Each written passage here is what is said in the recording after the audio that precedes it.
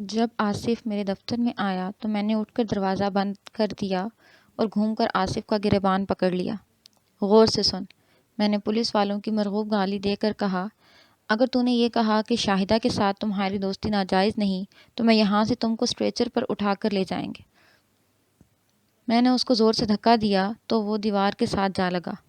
میں نے کہا، تیری یہ ماں شاہدہ سچی کہانی بک چکی ہے۔ بتاتا ہوں جناب، بتاتا ہوں، اس نے ہکلا کر کہا۔ یہ سلوک تو نہ کریں۔ آپ ایک بات نوٹ کریں کہ جس طرح کہا جاتا ہے کہ جھوٹ کے پاؤں نہیں ہوتے، اسی طرح یہ بھی صحیح ہے کہ گناہ گار کا ذرا سا بھی حوصلہ اور ذرا سی بھی جرأت نہیں ہوتی۔ اتنا خوبصورت جوان، صاف پتہ لگ رہا تھا کہ اندر باہر سے کانپ رہا ہے، اور پھر اس نے اپنے گناہ کو تسلیم کرنے میں 1 منٹ کی دیر بھی نہیں لگائی۔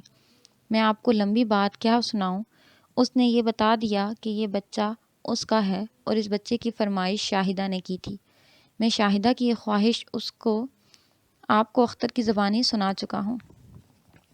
آصف کے ساتھ جب مزید بات چیت ہوئی تو مجھ کو پتہ لگا کہ یہ تو تجربہ کار فراڈیا ہے، بڑی اچھی گفتگو کرتا ہے۔ اس نے یہ بھی بتا دیا کہ چودھری لہراسب کے ساتھ اس نے اسی مطلب کے واسطے دوستی لگائی تھی۔ لہراسب بھی ہوشیار اور چلاک تھا اور اس کا روب و داب بھی تھا، لیکن آصف نے اس پر اپنی زبان اور ایکٹنگ کا جادو چلا لیا تھا۔ اب یہ بتاؤ کہ یہ حرام بچہ مرا کس طرح ہے؟ میں نے پوچھا۔ اس نے ہاتھ جوڑ جوڑ کر اور قسمیں کھا کھا کر انکار کرنا شروع کر دیا۔ یہ تو میں جانتا تھا کہ بچے کو اس نے نہیں مارا۔ اس نے اور شاہدہ نے چودھری لہراسب پر قبضہ کرنے کے واسطے تو بچہ پیدا کیا تھا۔ یہ تو پتہ لگ گیا کہ بچہ چودھری لہراسب کا نہیں تھا، لیکن اصل معاملہ تو اسی طرح موجود تھا کہ بچے کا قاتل کون ہے۔ میں پہلے ہی غصے میں تھا، میرا خیال لہراسب کی طرف چلا گیا۔ میرا غصہ اور بڑھ گیا، اور اس واسطے کہ یہ لوگ روپے پیسے اور زمین جائیداد کے نشے میں اپنے آپ کو خدا کے برابر سمجھ لیتے ہیں۔ ایک بیوی سے بچہ نہ ہو تو ایک اور خرید کر لے آتے ہیں۔ یہ بھی نہیں دیکھتے کہ شریفوں کی بیٹی کو اجاڑ رہے ہیں، اور پھر یہ بھی نہیں دیکھتے کہ اپنے گھر میں در پردہ کیا کیا ڈرامے چل رہے ہیں۔ میں نے اسی غصے میں ایک کانسٹیبل کو کہا کہ وہ چودھری لہراسب کو لے آئے۔ میں اس دوران آصف کے ساتھ باتیں کرتا اور سوال پوچھتا رہا۔ حوالات میں طلاق۔ کچھ دیر بعد لہراسب آ گیا۔ میں اس وقت آصف کو فارغ کر چکا تھا اور دفتر میں اکیلا بیٹھا اسی واردات کی بابت سوچ بچار کر رہا تھا، پریشان ہو رہا تھا۔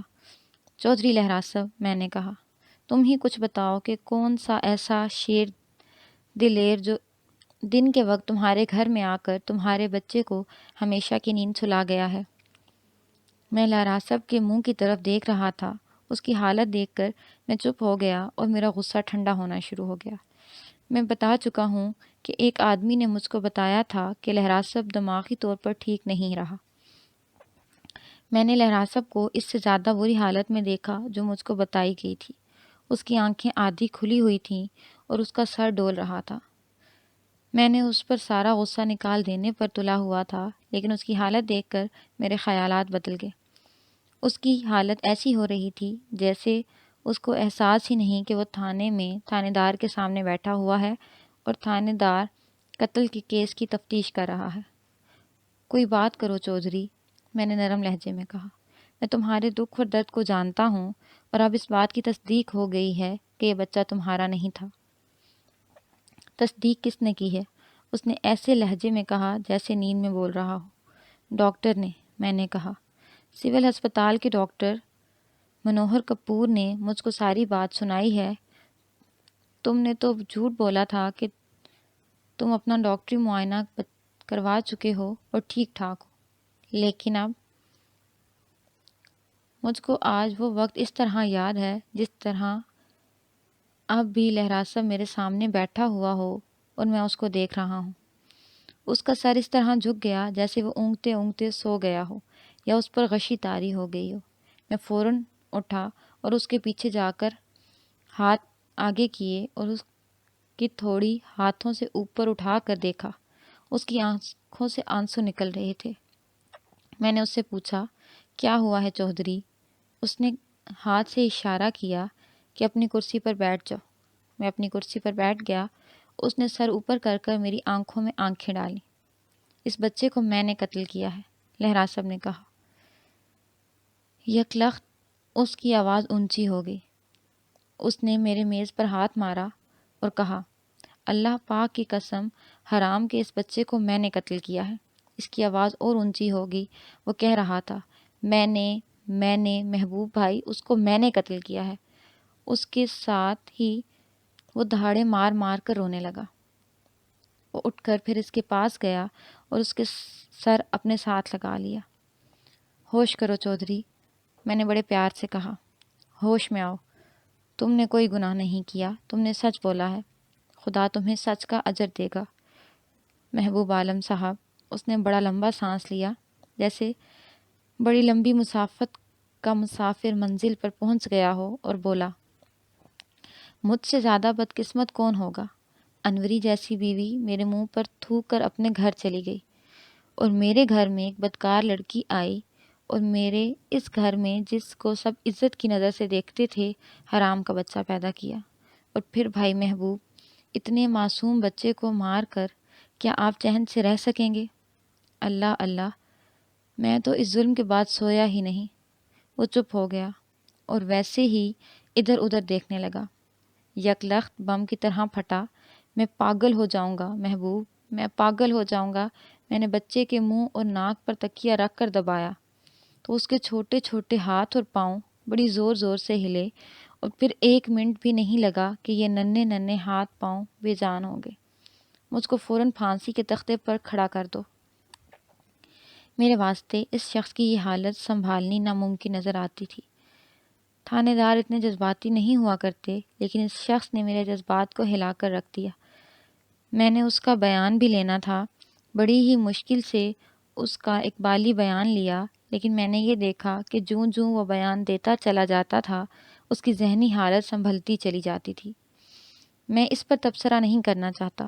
اس نے ساری کہانی پڑھی۔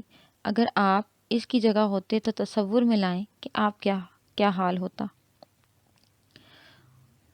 اس کا پورا بیان دینے کی ضرورت نہیں، میں نے کہانی ساری سنا دی ہے۔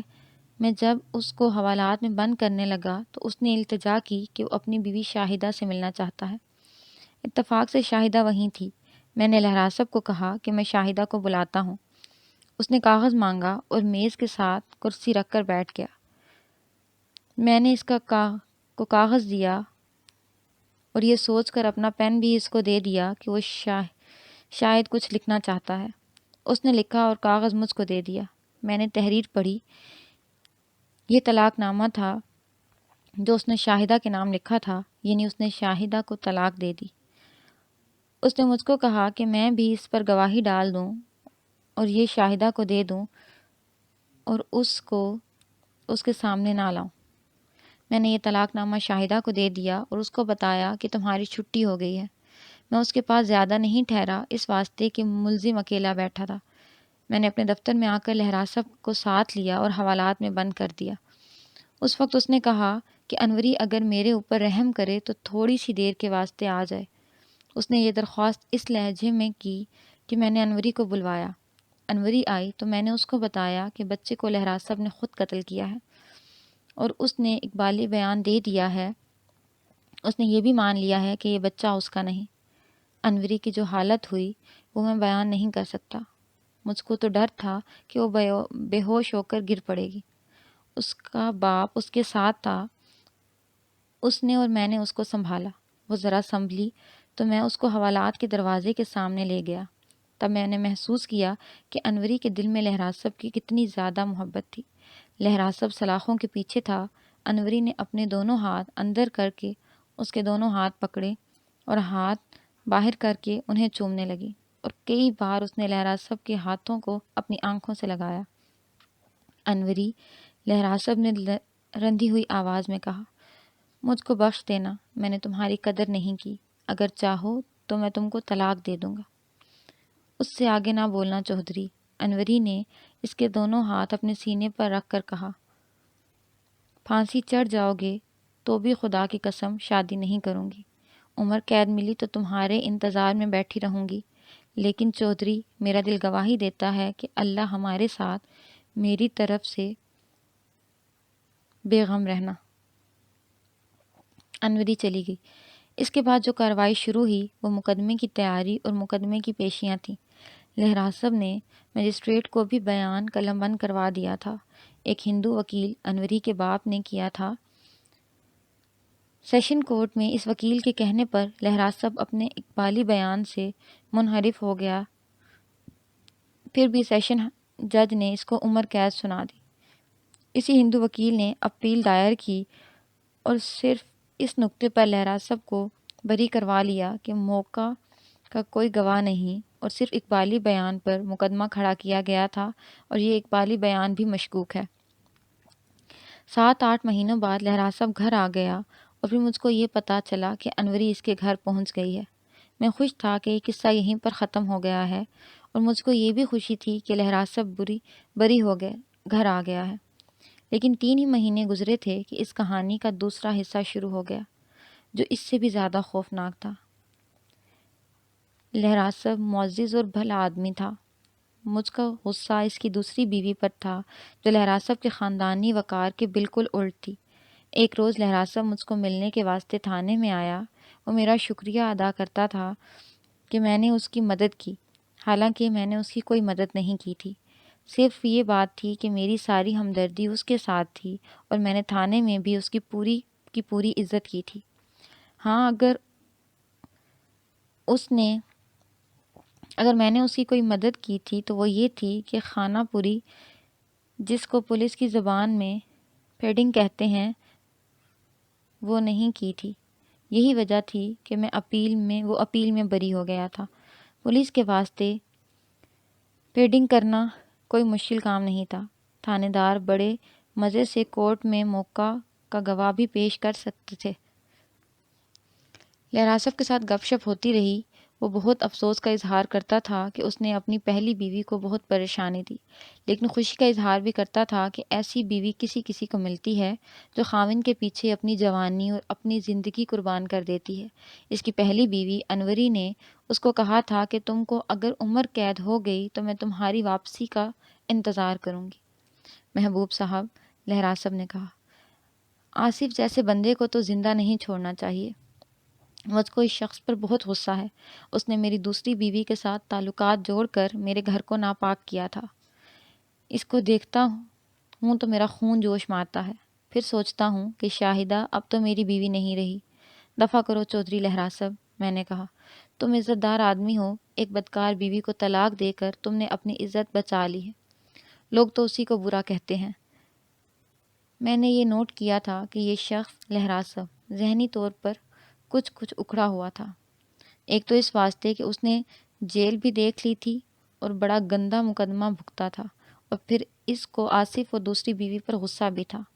میں نے اس کو سمجھایا بجھایا اور کہا کہ اولاد دے نہ دے یہ اللہ ہے جو پتھر سے بھی پانی نکال دیتا ہے۔ کچھ دیر بعد گپ شپ لگا کر وہ چلا گیا۔ اس کے بعد بھی اس کے ساتھ ایک ملاقات ہوئی۔ اس کے بری ہونے کے 3 مہینے بعد کا واقعہ ہے۔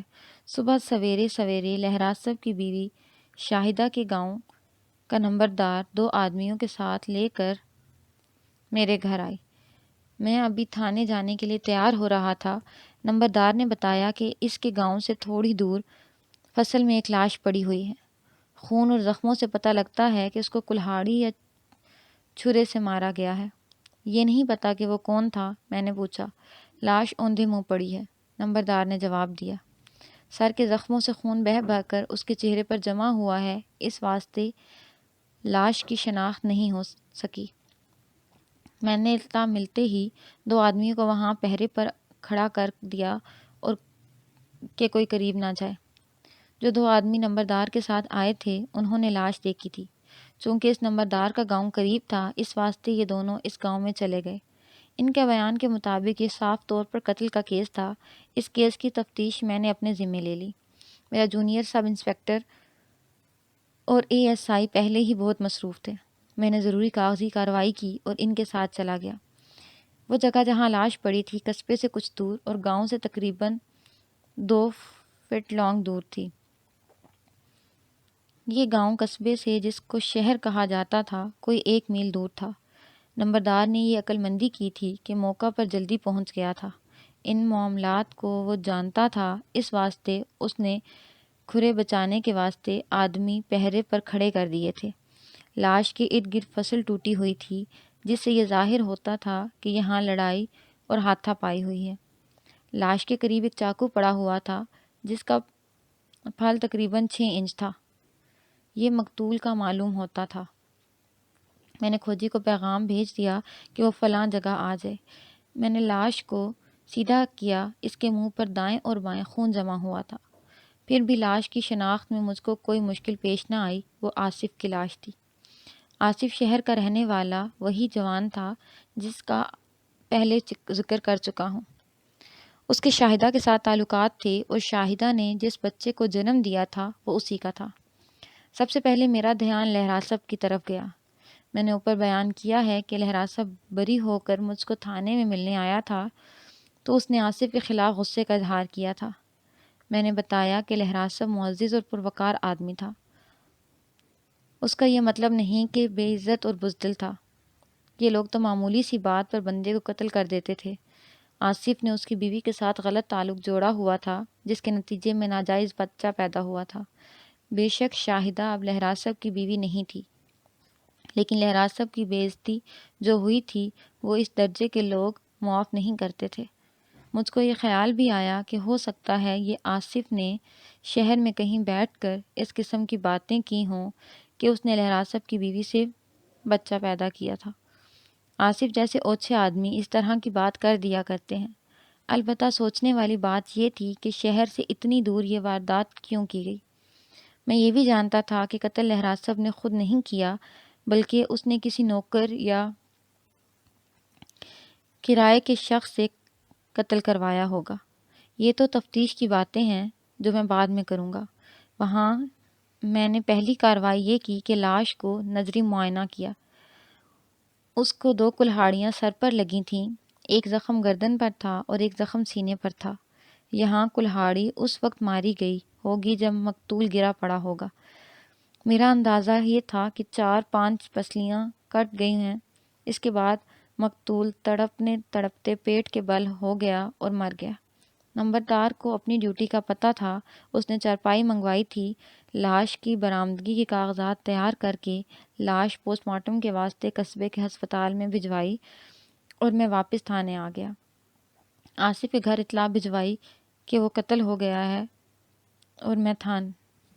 اور وہ تھانے آئیں۔